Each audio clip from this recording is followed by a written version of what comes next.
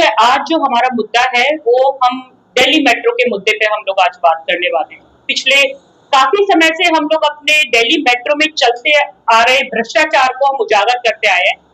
आज कुछ तथ्य हमारे हाथ लगे हैं और जिनके ऊपर आज हमें ये प्रेस कॉन्फ्रेंस करनी पड़ी है और ये जानने की बहुत ज्यादा जरूरत है कि जिस मेट्रो पे आज सबसे बड़ी हमारी भारत देश की कॉर्पोरेशन में काउंट होती है हमारी डीएमआरसी, और उसी के नीचे करोड़ों का घोटाला, करोड़ों का भ्रष्टाचार जो हो चुका है, उसका उजागर करने के लिए प्रेस कॉन्फ्रेंस की गई है। तो जिस तरीके से आप मेट्रो की बात करें तो कुछ एविडेंस वगैरह आपके पास है भ्रष्टाचार के, या जो भी चीजें आप बता रही हैं, हमें बता रही हैं?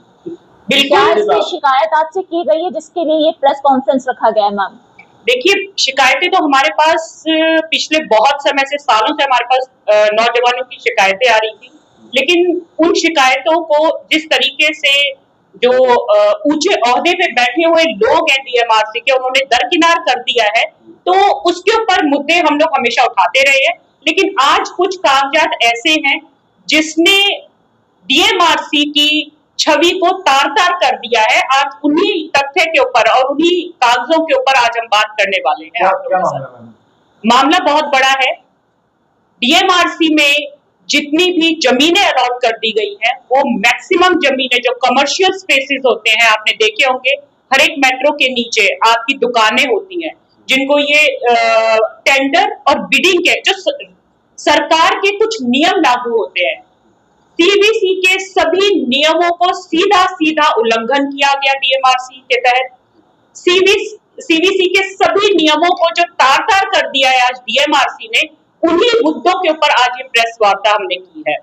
आपको मैं बता देना चाहती हूँ, कई मेट्रो स्टेशंस का डायरेक्ट नॉमिनेशन के थ्रू इन्होंने स्पेस अलॉट कर दिया है प्राइवेट निजी कंपनियों को। क्या ये आम जनता का सवाल कभी नहीं होना चाहिए कि बिना टेंडर के, बिना बिडिंग के आपने निजी कंपनियों के क्या पैसे का लेन देन इतना हावी हो गया था डीएमआरसी के ऊपर कि पब्लिक जो एक आम जनता के हक को छीन के, क्या आपने उसको छीन के निजी कंपनियों से करोड़ों रुपए का पैसा लेके आपने उनको जमीनें अलॉट कर दी गई। आपको ये जानने की जरूरत होनी चाहिए, ये जमीनें जो अलॉट कर दी गई थी, कोई 1, 2 या 3 साल की अलॉटमेंट नहीं की गई है, ये 15 प्लस 15 साल की। मतलब ये समझना चाहिए कि 30 साल के लिए जो जमीनें आपने प्राइवेट कंपनीज को निजीकरण कर दिया, उसका बिना टेंडर और बिडिंग के नॉमिनेशन के थ्रू, तो क्या इतना पैसा भारी आपको मिल गया था? हमारे सीएमडी के लिए सीधा सीधा ये सवाल है, आज विकास कुमार जी के लिए सीधा सीधा सवाल है, ये क्या इतना भारी हो गया था पलटा कि आपने पब्लिक इंटरेस्ट को कोने करके आपने निजीकरण कर दिया नॉमिनेशन के थ्रू प्राइवेट कंपनीज को।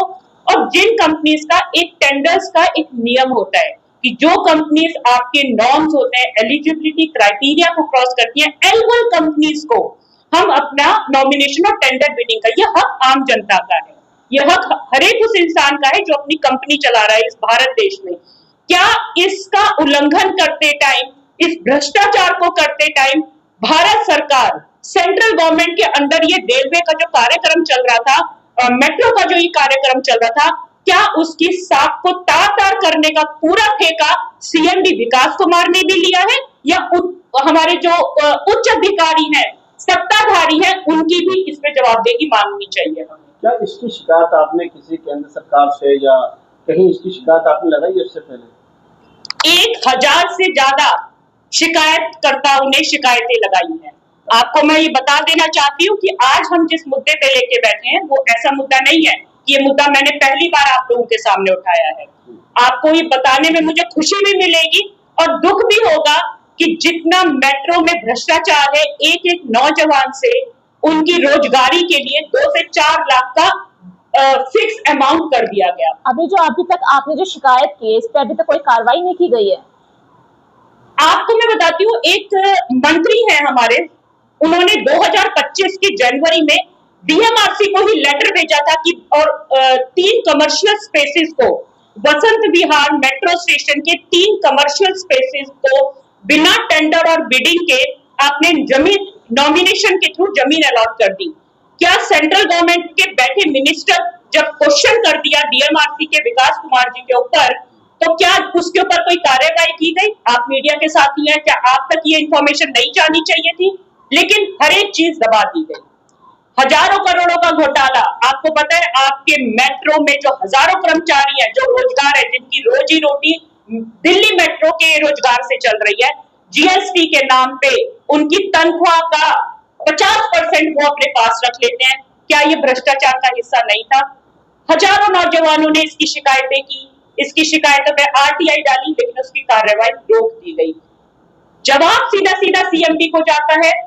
क्वेश्चन मेरा सीएमडी को जाता है, विकास कुमार जी, क्या आपने अपने स्वार्थ के नाते, क्या आपने अपनी भ्रष्टाचार में लिप्त होने के नाते आपने जो हजारों करोड़ों रुपए आपने जो कंपनियों से ले लिए, उसकी इसका नाम क्या उगाही का दे दिया जाए, या अपनी आपको ये जवाब देना पड़ेगा कि इतने नौजवानों के रोजगार के साथ जो आपने खेल खेल दिया, उस भ्रष्टाचार का जवाब देने के लिए आप खुद आगे आएंगे, या उसके लिए भी आपकी टीम आपकी होगी जो आगे आके जवाब देगी? जवाब जरूर चाहिए होगा आम जनता को। कितनी जमीनें हैं और कहाँ कहाँ अलॉटेड है आपको?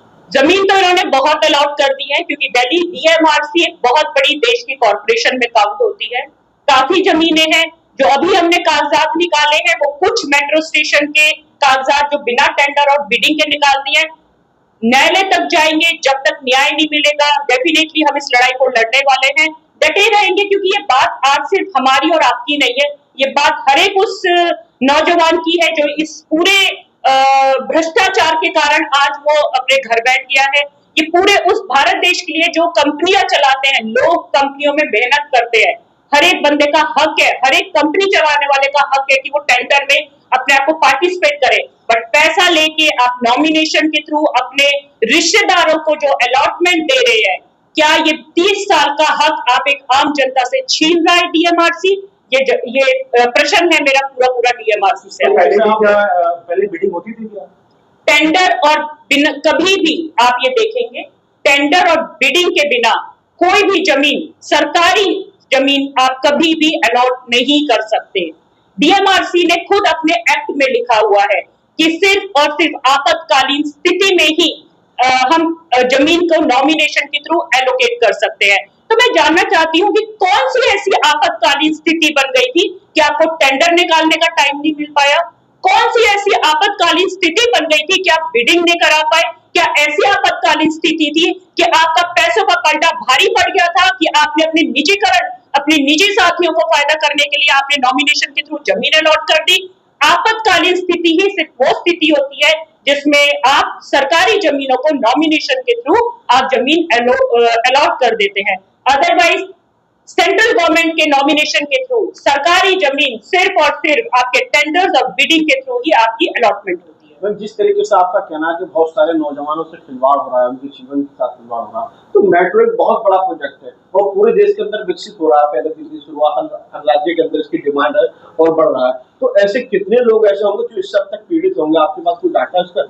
हजारों फाइल्स, हजारों शिकायत करता है हमारे पास, हजारों। एक बहुत बड़ा आंदोलन हम इसके लिए करने वाले हैं। हमें न्याय चाहिए होगा।